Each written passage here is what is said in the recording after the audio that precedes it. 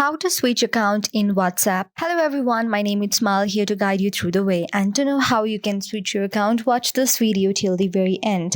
Make sure that you have updated and installed the latest version of WhatsApp on your phone.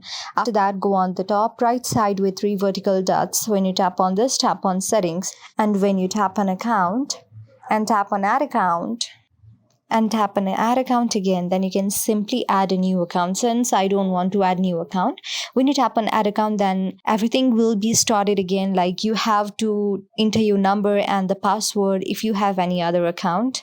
And if you have two SIMs, then you can use this. But for one SIM, there only works one account. So I only have one SIM, so I don't have to add any account for my WhatsApp.